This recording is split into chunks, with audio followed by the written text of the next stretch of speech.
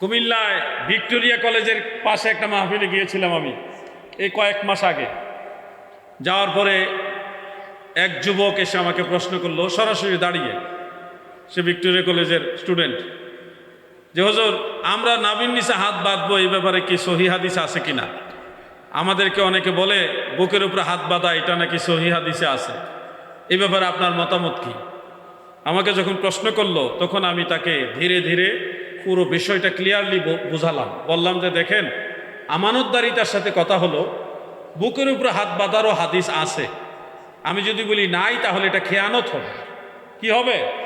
খেয়ানত হবে। হাদিস আছে, কিন্তু একটা হাদিসও সহি না, সবগুলি কোনো না কোনোভাবে দুর্বলতা আছে। মুনকার, কোনোটা মুরসাল, কোনোটা মুনকাতের, মানে কোনোটা দাইফ, মানে সবগুলি সমালোচিত, একটাও বিশুদ্ধ পর্যায়ের হাদিস না। কিন্তু হাদিস আছে, নাই বলা যাবে না। তা আমরা নাভির নিচে হাত বাঁধি কেন? এই ব্যাপারে আমার জানা মতে বর্তমান গবেষণা মোতাবেক 10টা হাদিস শরীফ আছে। কয়টা বলেন না? কয়টা? 10টা হাদিস শরীফের মধ্যে 5টা হাদিস শরীফ হলো হাসান সহি, আর 5টা হলো দাইফ, দুর্বল। বুকের উপরে হাত বাঁধার সবগুলো হাদিসই দুর্বল, আর নাভির নিচে হাত বাঁধার 5টা দুর্বল, 5টা সবল। এখন সব দুর্বল ভালো না অর্ধেক সবল অর্ধেক দুর্বল? ওটা ভালো। কোনটা ভালো? যেটার মধ্যে সবল সহি হাদিস আছে ওইটা ভালো না?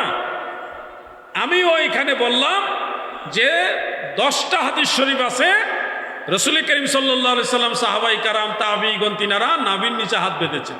এর মধ্যে 2-1টা হাদিস শরীফ আমি ওনাদের বলে শোনালাম। আমার দাদু ভাইয়েরা গো, ওই যুবক সেদিন আমাকে দাঁড়িয়ে বললেন, জিহাদি হুজুর, আমরা তো শুনেছি নাভির নিচে হাত বাঁধার 3টা হাদিস আছে, আর 3টাই নাকি জয়ীফ হাদিস। আমি তখন বললাম, যিনি বলেছেন উনার কাছে হয়তো 3টা হাদিসই জানা আছে, যেগুলি 3টাই দুর্বল, কিন্তু আমরা গবেষণা করেছি আমাদের জানা মতে 10টা হাদিস শরীফ আছে, এর মধ্যে 5টা দুর্বল আর 5টা হাসান সহিহ। ওনার হয়তো পুরো বিষয়টা জানা নাই, আমি এই বিষয়টা জানি, বেশ কমটা এটুকুই। উনি আমার শত্রু না, আমি ওনার শত্রু না। আমিও বলে তারপর ওনাকে একটা বই গিফট করলাম। খুশি হবেন যুবক ভাইরা, ওই বইটা পড়ার পরে ওই ভিক্টোরিয়া কলেজের যুবক সে 100% সুন্নি হয়ে গেছে। মারহাবা বলেন। সে আবার সুন্নি হওয়ার পর আমাকে আবার ফোন করে জানাইছে একজনে যে ভাই, জিহাদি হুজুর আপনার এই যে যুবক প্রশ্ন করছিল, সে আপনার বই পড়ছে এবং যাচাই বাছাই করে সে এখন আমাদের সুন্নি জামাতে যোগ দিয়েছে, আমাদের সাথে এখন কাজ করে, আমাদের সাথে নামাজ পড়ে। তাহলে ধর্ম সম্পর্কে জানতে হবে কিনা বলেন? সবাই বলেন, জানতে হবে কিনা? এখন হঠাৎ করে যদি এসে আপনাকে বলে, এই নামাজে তোমরা জোরে আমিন বলতে হবে, আস্তে আমিন বলা যাবে না, জোরে আমিন বলো, আমিন, এরকম বলতে হবে। এখন আপনি তো জানেন না কোনটা সহিহ হাদিস আর কোনটা দুর্বল হাদিস, জানেন না, কারণ আপনি কি করবেন? আপনি তাল মিলানো সারা উপায়। আপনি কি তাল মিলিয়ে চলবেন সারা জীবন? তাল মিলিয়ে চলবেন? আমাদের তো কিছুটা নিজেরাও শিখতে হবে।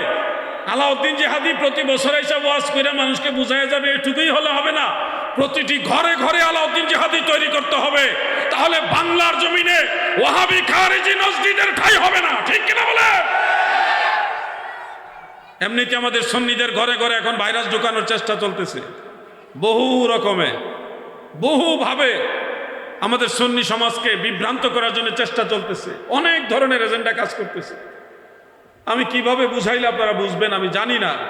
মাঝে মধ্যে মনের আক্ষেপে একটা ছন্দ বলি, সুন্নি মুসলমান হরে সাবধান, ওহাবি খারিজির দলে লুটিল ঈমান।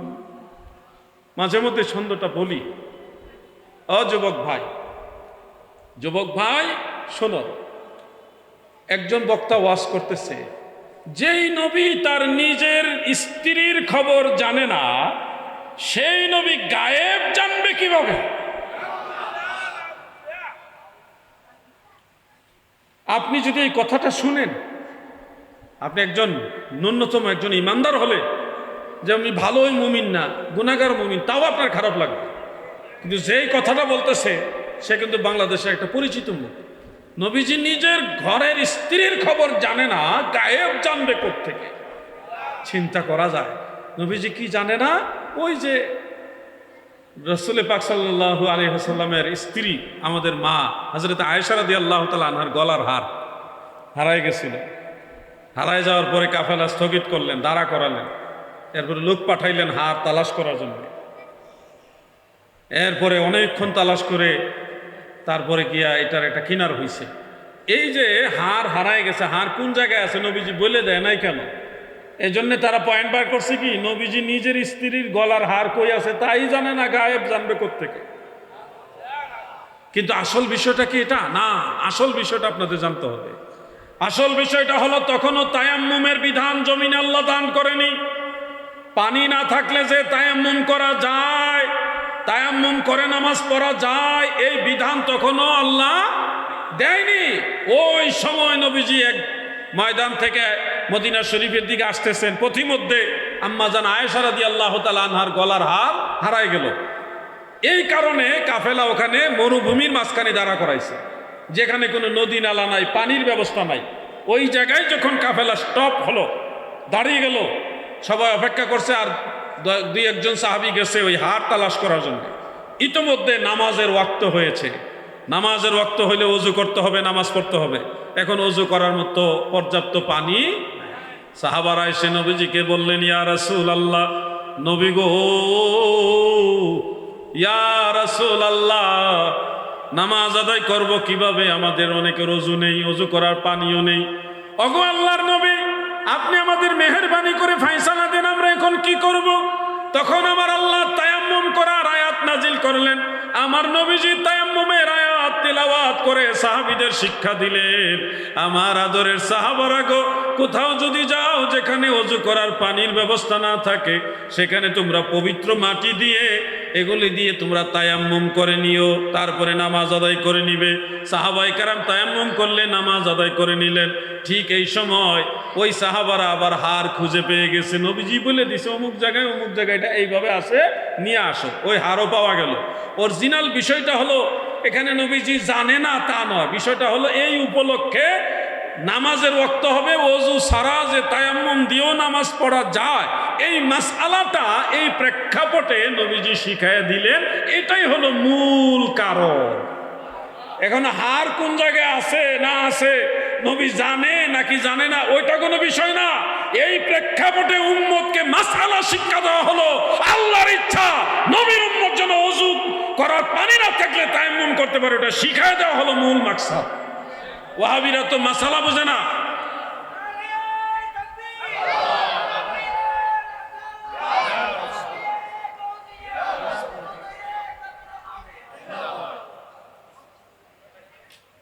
তারা এখানে নবীর দোষ খুঁজে বের করছে। আমরা দেখছি নবীজি এই উসিলায় আমাদের মাসালা শিখাইছে, আর ওয়াহাবিরা খুঁজছে কি দোষ। হ্যাঁ, নবী জানে না, নবী গায়েব জানে না, নবীজির স্ত্রীর হার কোন জায়গায় আছে তা জানে না। তাহলে দেখেন উম্মতের মধ্যে ভাগ, এক ভাগ উম্মত নবীজির এই সময়ে দোষ খুঁজে, নবীর দোষ খুঁজে। এই উম্মতরাই দেখবেন সাহাবীদের দোষ খুঁজে, এই উম্মতরাই দেখবেন অন্য নবীদের দোষ খুঁজে। আর যারা সুন্নি, তারা নবীজির দোষ খুঁজে না, নবীজিকে অনুসরণ করে দ্বীন শিখে। ঠিক কিনা বলে? তারা সাহাবীদের সমালোচনা করে না, সাহাবীদের তাজিম করে, আহলে বাইতকে তাজিম করে জান্নাতের পথে চলছে। ঠিক কিনা বলে? এইখানে হলো সুন্নি ওয়াহাবির বেশকম। সুন্নি ওয়াহাবির বেশকমটা এখানে আপনাদের বুঝতে হবে। আমার এত শখ হইলে কেন সুন্নি হওয়ার জন্য? আমি দেখছি বুঝা, সুন্নি না হইলে জান্নাতে যাওয়ার কোনো সুযোগ। আপনারা আশ্চর্য হবেন, আজ থেকে কয়েক বছর আগেও যারা নিজেদেরকে সুন্নি বলে পরিচয় দিত না, আমাদেরকে সুন্নি হওয়ার কারণে সিন্নি বলতো, অনেক সময় সুন্নি বলতো, অনেক সময় বিভিন্ন শব্দ দিয়ে ব্যঙ্গ করত, বিদ্রুপ করত। এখন তারাও বলে আমরাও আহলে সুন্নাত ওয়াল জামাত। আবার বলে কি, কয় আমরা খাঁটি আহলে সুন্নাত ওয়াল জামাত। তারা এখন খাঁটি হয়ে গেছে হঠাৎ করে। আচ্ছা, আপনারা কুমিল্লা গেছেন নি? আপনারা কুমিল্লা গেছেন? জান নাই? কুমিল্লা একটা বিখ্যাত রসমলাই আছে, এটার নাম কি? কি খাইছেন না নাকি? কথা বল নাকি? রসমালাই, কুমিল্লার রসমালাই বিখ্যাত, যেটা নাম কি? মাতৃ ভান্ডার। মাইজ ভান্ডার না কিন্তু, মাতৃ ভান্ডার। এখন কুমিল্লা 14 গ্রাম থেকে একেবারে দাউদকান্দি ব্রিজের আগ পর্যন্ত দেখবেন অনেক জায়গায় মাতৃভাণ্ডার আছে। কোনোটার মধ্যে লেখা আছে খাঁটি মাতৃভাণ্ডার, কোনোটার মধ্যে লেখা আছে আদি মাতৃভাণ্ডার, কোনোটার মধ্যে লেখা আছে আসল মাতৃভাণ্ডার, বিভিন্ন শব্দ দিয়ে। কোনোটা লেখা আছে নিউ মাতৃভাণ্ডার, পিওর মাতৃভাণ্ডার, বিভিন্ন শব্দ দিয়ে তারা নামকরণ করছে। আচ্ছা বলেন, অরিজিনাল মাতৃভাণ্ডার এটা কিন্তু মেইন রোডের কাছে নাই, এটা হলো শহরের ভিতরে। তাও ওখানে মাতৃভাণ্ডারের রসমলাই কিনতে হলে মোটামুটি লম্বা লাইনে দাঁড়ায় কিনতে হয়। আর ওটা নিউও নাই, ওই মাতৃভাণ্ডারকে নিউও নাই, পিওরও নাই, আদিও নাই, আসলও নাই, খাঁটিও নাই, শুধু মাতৃভাণ্ডার, শুধু মাতৃভাণ্ডার। তার মানে যেটা অরিজিনাল ওটার লগে খাঁটি লাগায় না কেউ, অরিজিনালের লগে খাঁটি শব্দ কেউ লাগায় না। যারা ভেজাল হঠাৎ করে অরিজিনালের বিপরীতে দাঁড়াইছে, অরিজিনালের বিরুদ্ধে দাঁড়াইয়া নিজের মাল 2 নম্বর মাল ডেলিভারি দেওয়ার জন্য চেষ্টা করছে, তারাই খাঁটি, আসল, আদি এই ধরনের নাম প্রয়োগ করে। তার মানে বুঝতে হবে যারা নিজেদেরকে খাঁটি আহলে সুন্নাত বলে এটাই হলো 2 নম্বর মাল। ঠিক কিনা বলো? ভেজাল আহলে সুন্নাত। আমরা কোনোদিন বলি না যে আমরা খাঁটি, আমরা বলি আমরা সুন্নি। আমরা কি সুন্নি? এখানে আমরা আদি সুন্নি, আসল সুন্নি এরকম কোনো শব্দ চয়ন আমরা করি না। আমরা শুধু সুন্নি। সুন্নি মানে কি? নবীর দল। সুন্নি মানে কি বলুন তো? কোন কথাটা বলছিলাম? জোহরের 4 রাকাত সুন্নতের কথা বলছিলাম।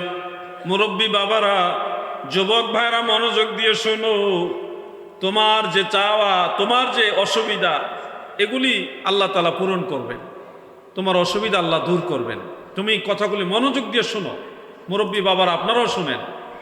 জোহরের নামাজের কয়েকটা ফজিলত রয়েছে, এর মধ্যে একটা ফজিলত হলো আল্লাহর নবী বলে সুন্নত নামাজটা পড়লে আমার আল্লাহর রহমতের দরজাগুলি আপনার জন্য খুলে দিবে। এতে করে আপনার সংসারের মধ্যে রহমত এবং বরকত হবে, অভাব অনটন দূর হয়ে যাবে। এই জোহরের সুন্নতের এত মর্যাদা, আল্লাহর হাবিব বলেন উম্মতেরা গো, সুন্নত নামাজ যদি আদায় করো, তোমার ঘরের ভিতরে যত বালা মুসিবত আছে, রোগ বেমার আছে, যত ধরনের বেমারি আছে, আমার আল্লাহ সুন্নতের বরকতে এগুলি দূর করে দিবে। দেখবেন মনের ভিতরে আলাদা শান্তি পাবেন। যুবক ভাইরা আমার, জোহরের 4 রাকাত সুন্নত নামাজের আরেকটা ফজিলত আমার দয়াল নবী রাসূল আকরাম সাল্লাল্লাহু আলাইহি ওয়াসাল্লাম বলেছেন, যদি জোহরের নামাজের 4 রাকাত সুন্নত আদায় করেন, অতঃপর 4 রাকাত ফরজ আদায় করেন, ওয়া বাদাহা আরবাআন, এবং ফরজের পরে 2 রাকাত সুন্নত এবং 2 রাকাত নফল, সর্বমোট হলো 12 রাকাত। যারা জোহরের নামাজ সব মিলিয়ে 12 রাকাত আদায় করে, কত রাকাত?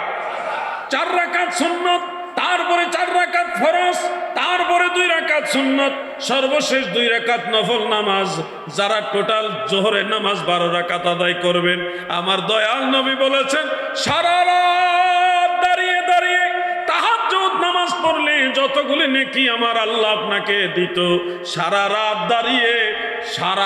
দাঁড়িয়ে তাহাজ্জুদ নামাজ পড়লে যত নেকি হতো আপনার, আমার দয়াল নবী বলেন জোহরের নামাজ 12 রাকাত পড়লে ওই সমান নেকি আপনার আমল নামায় আল্লাহ দিয়ে দিবে।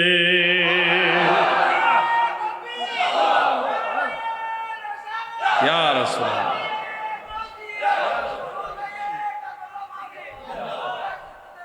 তাহলে আপনারা কি বুঝলেন? জোহরের নামাজ সর্বমোট কত রাকাত? যে ব্যক্তি অভাব অনটনে আছেন, বালা মুসিবতে আছেন, আপনারা ইয়াকিন করে জোহরের সুন্নত নামাজগুলি ঠিক মতো আদায় করে দেখেন, শান্তি পাবেন, মনের ভিতরে তৃপ্তি পাবেন, সকল দুঃখ মুছে যাবে, মনে মহা শান্তি পাবে, চিরদিন সুখে রবে, শান্তিময় হবে জীবন, সকল দুঃখ মুছে যাবে, মনে মহা শান্তি পাবে, চিরদিন সুখে রবে, শান্তিময় হবে জীবন। আমল করেন, কিছুটা চেষ্টা করেন। আমাদের মতো বহু মানুষ দুনিয়াতে ছিল, সবাই চলে গেছে, আমরা থাকবো না, আমরাও চলে যাব। সিরিয়াসলি এই কথাটা আমাদের ভাবতে হবে। আমরাও চলে যাব, আমরাও মরে যাব। ছোট্ট একটা কবরের মধ্যে আমাদের জায়গা হতে পারে, আবার নাও হইতে পারে। ওই সাগরে মরে যেতে পারেন, আগুনে পুড়ে মরতে পারে। কোথায় যে মরে যাবেন গ্যারান্টি নেই। মৃত্যু আমাদের হবে নিশ্চিত। সিরিয়াসলি এটা ভাবেন, এই জিনিসটা ভাবেন। ইদানিং দেখছি অনেক লোকেরা কবরের আযাব বিশ্বাস করে না, বলে কবরে আযাব হবে, এটা তো ক্যামেরা লাগাইলে দেখা যায় না। লাশ কবরে রেখে ক্যামেরা লাগাইছে, দেখে মুনকির নকিরা আসে না, সওয়াল জবাবও হয় না, আযাবও হয় না। এই জন্য কিছু মানুষ বলা বলি করে এখন, কবরে আযাব, এটা সত্য না, এটা কোরআনে নাই। এই ধরনের বিভিন্ন কথা এখন মানুষের ভিতরে ঢুকতেছে, ওগুলো শয়তান মানুষের ভিতরে ঢুকায়। মনে রাখবেন, মানুষের মৃত্যুর পরে রুহু হয় ইল্লিনে যায় আর না হয় সিজ্জিনে যায়। আযাব এই কবরে হয় না বুকা, আযাব হয় সিজ্জিনে। কোথায় হয়? সিজ্জিন। সিজ্জিন মানে একেবারে জমিনের তলদেশে অগ্নিময় একটা জায়গা, ওইখানে রুহু নিয়ে যাওয়া হয়। ওইখানে গেলে না বুঝবা আযাব কারে কয়। ওখানে ক্যামেরা যায় না, ওখানে কোনো ক্যামেরা চলে। বেচারা কবরে নিয়ে লাগাইছে ক্যামেরা, কবরের আযাব দেখতো। আচ্ছা, আযাব যদি এই কবরে হয়ও, ক্যামেরা টিকবো? আগুনের ভিতরে ক্যামেরা চলে? আগুন তো এটা দুনিয়ার আগুন না, এটা জাহান্নামের আগুন। ওই আগুনের ভিতরে ক্যামেরা লাগাইলেও কি কাজ হবে? বিজ্ঞানীরা একটা কাজ করছিল, আপনারা দেখবেন ইউটিউবের মধ্যে ভিডিওটা আছে। তারা মাটির নিচের দিকে গভীর গর্ত করতে করতে করতে করতে অনেক বড় একটা গর্ত করছে। গর্ত করে সেই গর্তের মধ্যে তারা পাঠাইছে একটা মাউথ, ছোট একটা মাউথ, নিচে কি ধরনের কি আওয়াজ হয় না হয় এগুলি শোনার জন্যে।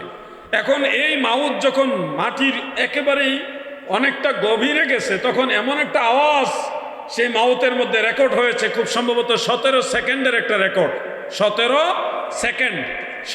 সেকেন্ডের মতো একটা রেকর্ড। আমার আনুমানিক বলতেছি 17 সেকেন্ড, একটু কম বেশি হতে পারে। এই রেকর্ডের ভিতরে এমন চিৎকার কান্নাকাটির আওয়াজ রেকর্ড হয়েছে যে কোটি কোটি কোটি কোটি অগণিত মানুষ আল্লাহর আযাবের আগুনে জ্বলে পুড়ে চিৎকার মেরে মেরে কাঁদতেছে। সেই কান্নার আওয়াজ রেকর্ড হয়েছে বিজ্ঞানীদের সেই মাউথের ভিতরে। এরপরে আগুনের হিটে এটা জ্বলে গেছে, রেকর্ডও বন্ধ হয়ে গেছে। কবরের আযাব মানুষ এখন সন্দেহ করে। আরে বোকা, তুমি এই কবরে আযাব খুঁজতেছো, মরলে তোমার রুহু এই কবরে থাকবে না, জায়গা মতো চলে যাবে যেখানে যাওয়া। আর যদি ভালো মানুষ হও, মুমিন বান্দা হও, তোমার রুহু নিয়ে যাবে ইল্লিয়িনে, যেটা সপ্তম আসমানের উপরে। শোনো হে ভাই আমার, সওয়াল জবাব এগুলি মানুষের দৃষ্টি শক্তি, দৃষ্টি সীমার অন্তরালে হয়। ফেরেশতাদেরকে আমরা সাধারণত দেখি না। আমরা দেখি না কি ভাই? ফেরেশতাদেরকে আমরা দেখি না। আমাদের এই শরীরের মতো আরেকটা শরীর আমাদের এই শরীরের ভিতরেই আছে। এই শরীরের ভিতরে আরেকটা শরীর আছে, ওটাকে বলা হয় রূহ। কি হয়, কি বলা হয়? রূহ। মনে রাখবেন এই কথাগুলো। রূহ। আমি আয়নার সামনে দাঁড়ালে যে বডিটা আমি দেখি, এটা অরিজিনাল আমি নই, এটা আমার বডি।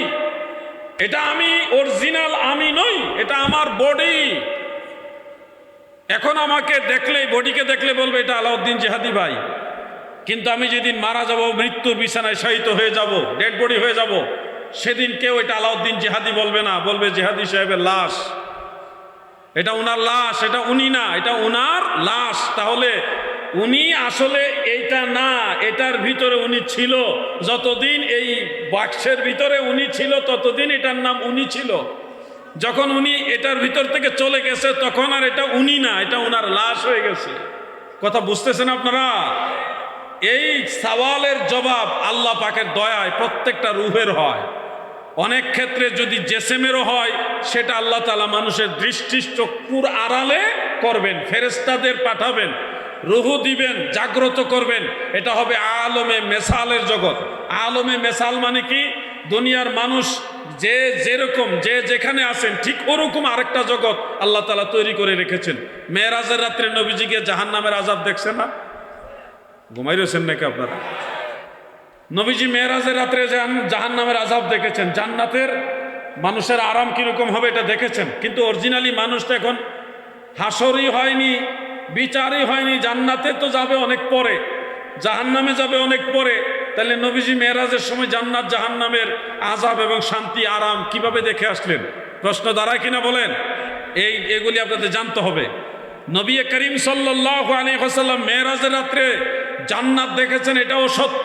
আবার মানুষ এখনো জান্নাতে যায়নি, ওটাও সত্য। তাহলে দুইটা একসাথে সত্য হয় কিভাবে? একটা বিল্ডিং বানাইবার আগে বড় একজন ইঞ্জিনিয়ার দিয়া ওই বিল্ডিং এর একটা নকশা তৈরি করা হয়, স্ট্রাকচার তৈরি করা হয়, হয় কিনা? কি কথা কন নাকি? হয় কিনা? কাগজে লেখা হয় যে কিভাবে কিভাবে সিঁড়ি হবে, কিভাবে কয়তলা বিল্ডিং হবে। এটা তো সাধারণ মানুষের একটা জ্ঞান দিয়ে যে বিল্ডিংটা আমি কিভাবে বানাবো, এই হলো একটা ফ্রেম, একটা স্ট্রাকচার, এটা একটা নকশা, বিভিন্নভাবে এটার নামকরণও করা হয়। তো আমার আল্লাহ যখন এই দুনিয়া বানায়, এর আগে এই দুনিয়া বানাইবার আগে, দুনিয়ায় মানুষ পাঠাইবার আগে আরেকটা জগৎ বানাইছে যেটাকে বলা হয় আলমে মেসাল। বলেন আলমে মেসাল। এই দুনিয়ার মানুষেরা কে কোথায় কি করবে না করবে, কে কোথায় কি করবে, কোথায় যাবে, কি করবে না করবে, সব কিছু ওই আলমে মেসালের মধ্যে সাজানো আছে, করা আছে। ওই জিনিসটাই হলো আমার দয়াল নবীজি মেসালের জগতে জান্নাতেও দেখে আসছেন, জাহান্নামও দেখে আসছেন। ওই যেরকম দেখে আসছেন মানুষ ঠিক ওই রকম আযাব ভোগ করবে যখন জাহান্নামে যাবে। আলমে মেসাল সম্পর্কে আপনার যদি জ্ঞান অর্জন করতে হয় তাহলে আল্লাহর ওলিদের সোহবতে যাইতে হবে। আপনি নিজেও দেখতে পারবেন। আল্লাহর হাবিব রাসূল করিম সাল্লাল্লাহু আলাইহি সাল্লাম যেটা এখনো ঘটে নাই, সামনে ঘটবে এরকম ঘটনাও কিন্তু বলে দিয়েছেন। কি বলেন নাই?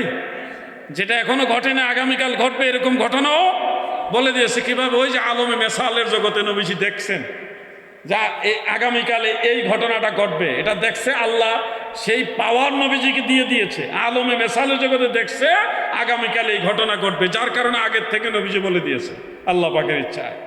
বন্ধুরা আমার, আপনারা যারা আছেন আপনাদের কাছে আমার প্রশ্ন, কবরের আযাব বিশ্বাস করেননি? সবাই বলেন বিশ্বাস করেন? অনেক সময় আল্লাহর কুদরতে অনেক কবরের ভিতরে সাপও দেখা যায়। এগুলি অরিজিনাল সেই সাপ না, না হইলেও মানুষকে এটা নিদর্শন দেখায় আল্লাহ যে এরকম সাপ কিন্তু তোমার কবরে আমি রাখছি বাছাই করে। একটা সাপের ৯টা মুখ, কয়টা মুখ? 9টা মুখ। এরকম 9টা মুখওয়ালা 99টা সাপ রাখবে, মুস্তাদরিক হাকিমের মধ্যে আছে। এই সাপের 9টা মুখের মধ্যে এমন দাঁত, এমন বিষ থাকবে যেগুলি কামড় দিলে পৃথিবীর সমস্ত জ্বালা যন্ত্রণা যদি এক পাল্লায় রাখেন, একটা সাপের বিষের ওই বিষের সমতুল্য হবে।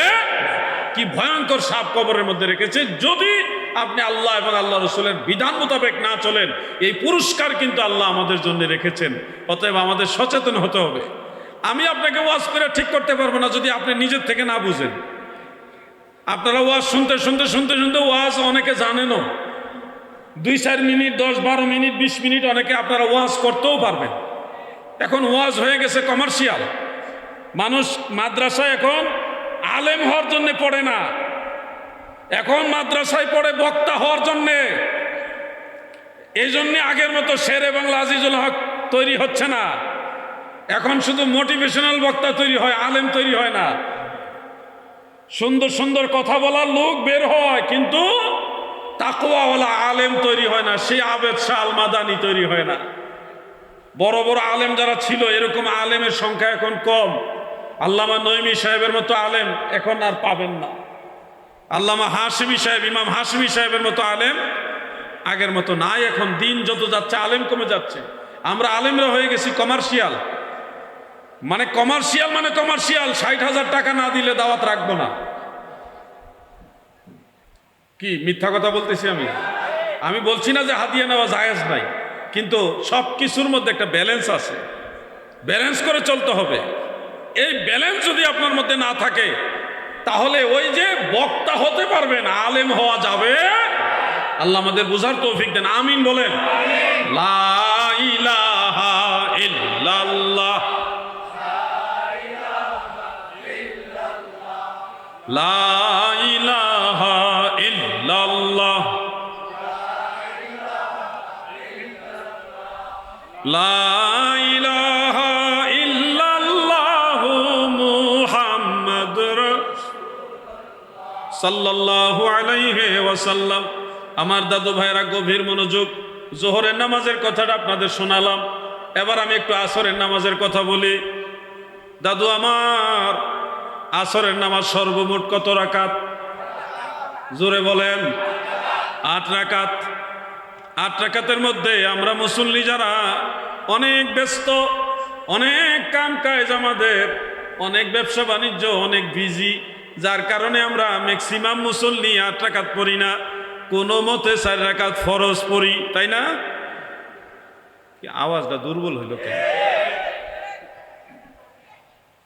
ফরজ পড়ে আবার আরেক দল আছে, এরা আবার মানুষের আমল নষ্ট করার জন্য ঠিকাদারি নিছে। কই এই সুন্নত না পড়লেও চলে, এটা সুন্নতে জায়েদা গায়রে মুআক্কাদা। মানে আপনি তো এমনি পড়েন না, আপনাকে আরো না পড়ার সুবিধা করে দিতেছে। বলেন তো, মানুষের আমল কমায় দেওয়ার জন্য উৎসাহ দেয় কে? কে দেয়? শয়তান।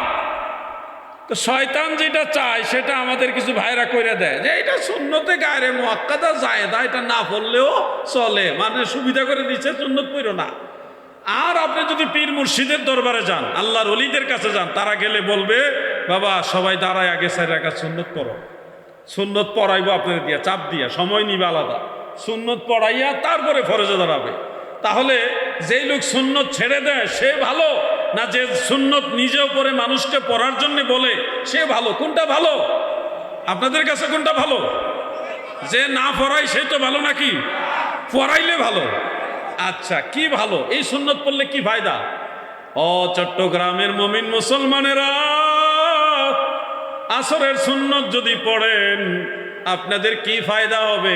আমি 2টা ফায়দার কথা আপনাদের শুনিয়ে যাই। 1 নম্বর ফায়দা, মনে রাখবেন এই কথাগুলো। যুবক ভাইরা, মুরব্বী বাবারা, আগে যদিও সুন্নত অনেকে ছেড়ে দিয়েছেন, এখন থেকে আর সুন্নত নামাজটা ছেড়ে দিবেন না, নিয়মিত আদায় করবেন। করলে কি লাভ? 2টা লাভের কথা আমার দয়াল নবীজি বলেছেন। 1 নম্বর লাভ হলো, আত-তারগীব ওয়াত-তারহীবের মধ্যে হাফেজ মুনজিরি রহমাতুল্লাহ আলাইহি হাদিস উল্লেখ করেছেন, মান সাল্লা 4 রাকাতিন ক্বাবলাল আসরে হারামাল্লাহু বাদানাহু আলান নার।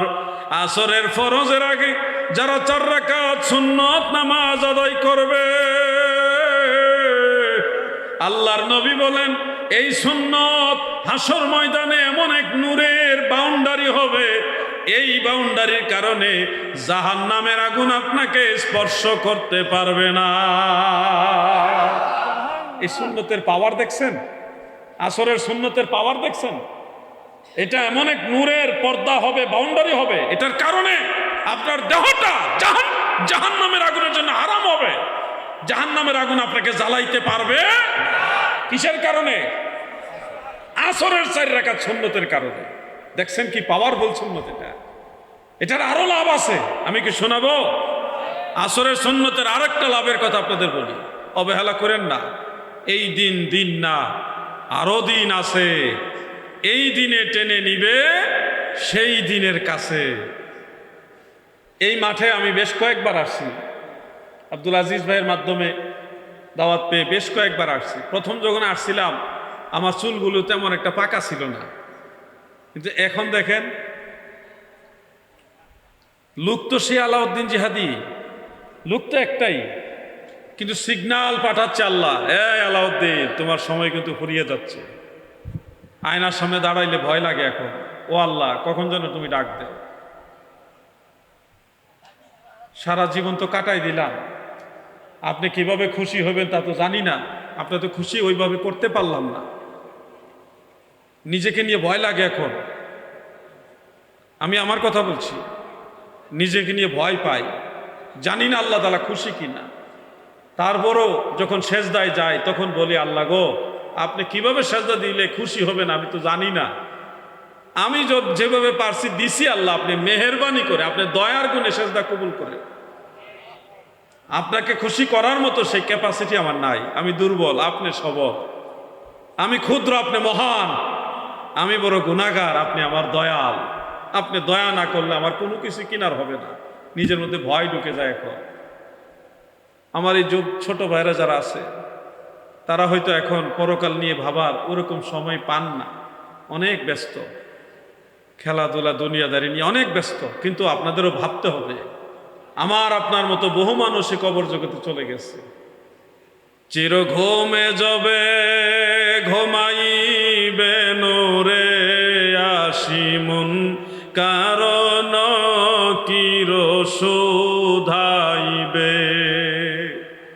বিকটাকৃতিতে কি যে ভয় হবে নবিপদবিনে ভাব সবে মিশে। নবীজির সাথে যদি সম্পর্ক ভালো না করতে পারেন, সব কিছু মিশে হয়ে যাবে, বরবাদ হয়ে যাবে। আল্লাহর হাবিবের সাথে সম্পর্ক ভালো করার অন্যতম মাধ্যম হলো সুন্নত আমলগুলি বেশি বেশি করেন, নিয়মিত করেন, সুন্নত নামাজগুলি ছেড়ে দিবেন না। যুবক ভাইরা, আসরের 4 রাকাত সুন্নতের একটা ফজিলত আপনারা জানলেন, আর একটা ফজিলতের কথা আমি আপনাদের শোনায় যাই। আমার দয়াল নবী, রহমতের নবী, মায়ার নবীজি বলেছেন, আসরের 4 রাকাত সুন্নত যদি তুমি আদায় করো, এই সুন্নতটা হাসর ময়দানে রহমতের একটা চাদর হয়ে তোমার মাথার উপরে ছায়া দিবে। আল্লাহ আপনাকে বাঁচার হাজার রাস্তা খুলে দিয়েছে, কিন্তু আপনি তো সেগুলি চিন্তা করা, গবেষণা করা বা মানার কোনো প্রয়োজন মনে করছেন না। হেলায় হেলায় সাদের জীবন চলে যাইতে লাগিল, সাধন ভজন গুরু ভক্তি কিছুই নাহি হইল, রং তামাশাই দিন কাটাইলা, রং তামাশাই দিন কাটাইলা, মায়ার জালে পড়িয়া ডুবলো বেলা দেখনা চাহিয়া। এটা আয়ু বেলা, এটা দুনিয়ার বেলার কথা বলছি না, আয়ুর বেলা। প্রিয় ভাইরা, আজকে একটা মাসালা সম্পর্কে আপনাদেরকে জানাই, আপনাদের যুবকদের জানা দরকার। অনেক ফিতনা আমাদের দেশে, এই ফিতনা থেকে আপনাদের বাঁচতে হবে, ফিতনা থেকে নিজেকে সেভ রাখতে হবে, নাইলে কিন্তু বিপদে পড়ে যাবেন। কষ্ট করার পরে দেখবেন এই কষ্টের কোনো কাজে লাগতেছে না। আজকে আমি একটা মাসালা নিয়ে ঢাকা থেকে আসার পথে একটু হালকা গবেষণা করলাম।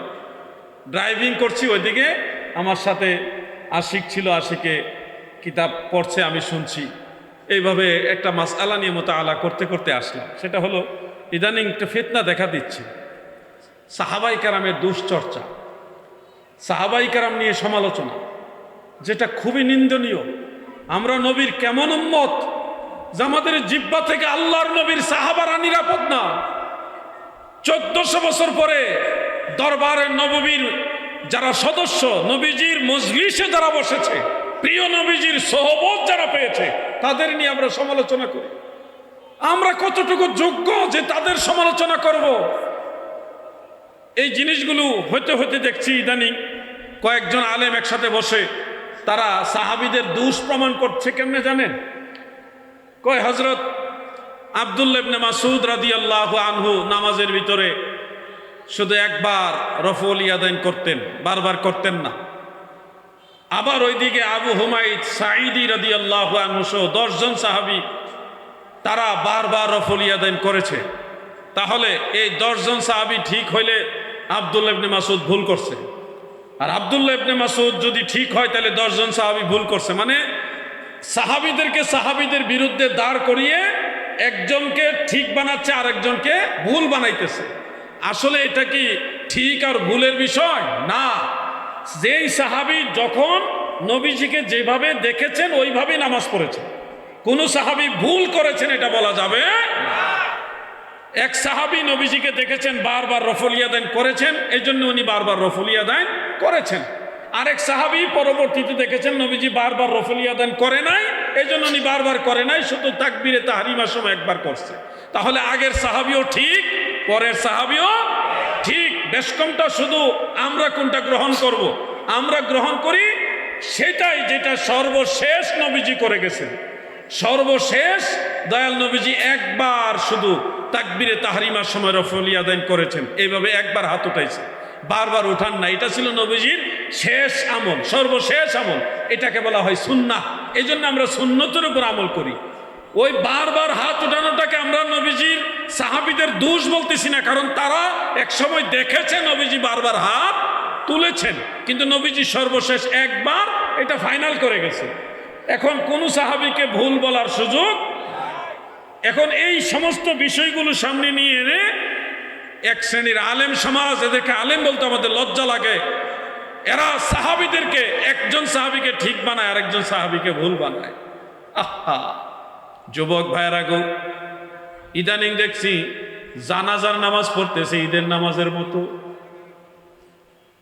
ঈদের নামাজে যেমন আল্লাহু আকবার হাত উঠায় আবার ছেড়ে দেয়, আল্লাহু আকবার হাত উঠায় আবার ছেড়ে দেয় ঈদের নামাজে, তাই না? হাত উঠায় আবার ছেড়ে দেয় ঈদের নামাজে, তাই না? জানাজার নামাজেও আল্লাহু আকবার আবার আল্লাহু আকবার, মানে ঈদের নামাজ আর জানাজার নামাজ মিলে ফেলতেছে। এরকম দেখতেছেন কিনা আপনারা? এগুলি কোথায় যাচ্ছে? মানুষ এখন জানাজা পর্যন্ত, মানে কোনটা জানাজার কোনটা ঈদের নামাজ, এটা পার্থক্য করতে পারতেছে না, কোথায় যাচ্ছে। আচ্ছা, আপনারা যারা আছেন, আল্লাহ পাক দয়া করলে, আল্লাহ চাইলে সবাই তো আমরা মারা যাবো, আমরা তো কেউ থাকবো না। আপনারা কি চান না নিজের বাবার জানাজাটা নিজে পড়ান? এটা কি চান না আপনারা? ঘুমাই রয়েছেন নাকি আপনারা? নিজের দাদার জানাজা, নিজের বাবার জানাজা, নিজের মায়ের জানাজা আপনারা নিজে পড়াইতে চান না? এখন জানাজা পড়াইতে যে যদি ঈদের নামাজ পড়াই ফেলেন তাহলে হবে? তাহলে জানাজা শিখতে হবে কিনা বলেন? জানাজা শিখতে হবে। এখন আমি আপনাদের প্রশ্ন করি, সবাই খেয়াল করেন, শুধু আলেম ভাইরা বললেন না, আপনারা একটু থাকেন, আমি কোনো ব্রেইন একটু নাড়াচাড়া দিই। বলেন, জানাজার নামাজের ফরজ কয়টি?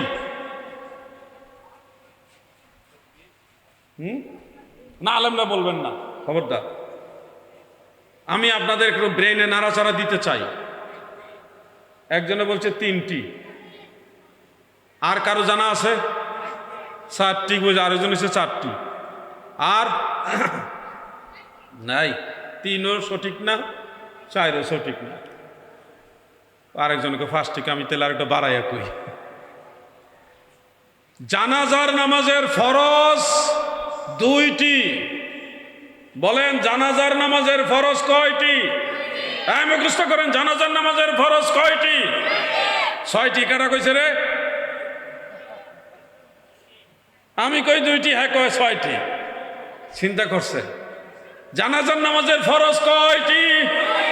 2টি। মনে রাখবেন, এই মাসালাটা মনে রাখবেন।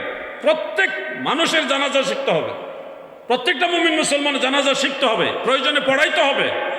জানাজার নামাজের ফরজ 2টি। 1 নম্বর কি? 1 নম্বর হলো জানাজার নামাজের নিয়ত করা। আপনি যে জানাজা পড়তেছেন এটা নিয়ত করবেন, এটা একটা ফরজ। বলেন, প্রথম ফরজ কি? জানাজার প্রথম ফরজ কি? এই ছোট ভাই, ঘুরান, তুমি বলো জানাজার ফরজ কয়টি? হ্যাঁ, দুটো কইছে, মাশাআল্লাহ, জোরে কোন মারহাবা। আরে 2 টাকার নোট, যে পাখিওয়ালা নোট থাকলে এরা দিতাম, যেহেতু পারছে, মাশাআল্লাহ। 2 টাকার নোট পকেটে আসেনি রে, আসি নাই। 2 টাকার নোট এখন পাওয়া যায় না, চলেও না। তোমার দেমনে 500 টাকা ইনশাল্লাহ, তুমি পারছো, ওই জন্য ধন্যবাদ। ওই দিকে তাকায় আছে, তারপরে পারছে, মারহাবা বলেন না। ছোট্ট একটা বাচ্চা ওই দিকে তাকায় আছে, কিন্তু বেচারা এদিকে খেয়াল রাখা ঠিকই ওই দিকে তাকায় আছিল, বলতে পারছে। জানাজার ফরজ কয়টি? এবার বলেন, প্রথম ফরজ কি? নিয়ত করা। কিসের নিয়ত? জানাজা যে পড়বেন, জানাজার নামাজের নিয়ত করা, পড়া না। নিয়ত পড়াটা মুস্তাহাব। নিয়ত পড়া হলো মুস্তাহাব, আর নিয়ত করা হলো ফরজ। নিয়ত করা কি? ফরজ।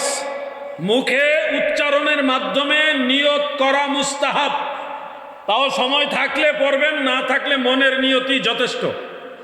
হানাফি মাযহাবের ফতোয়া বাহরুর রায়কের মধ্যে, হেদায়ার মধ্যে, ফতোয়া শামির মধ্যে উল্লেখ আছে মৌখিক উচ্চারণের মাধ্যমে তালাফফুযু বিহা মুস্তাহাব্বুন, মৌখিক উচ্চারণের মাধ্যমে নিয়ত পড়া, জানাজা বা যে কোনো নামাজের নিয়ত পড়া হলো মুস্তাহাব, আর মনে মনে নিয়ত করা হলো ফরজ। জানাজার নামাজের মনে মনে নিয়ত করা কি ফরজ। আবার দ্বিতীয় ফরজটা শুনে রাখেন যুবক ভাইয়েরা গো,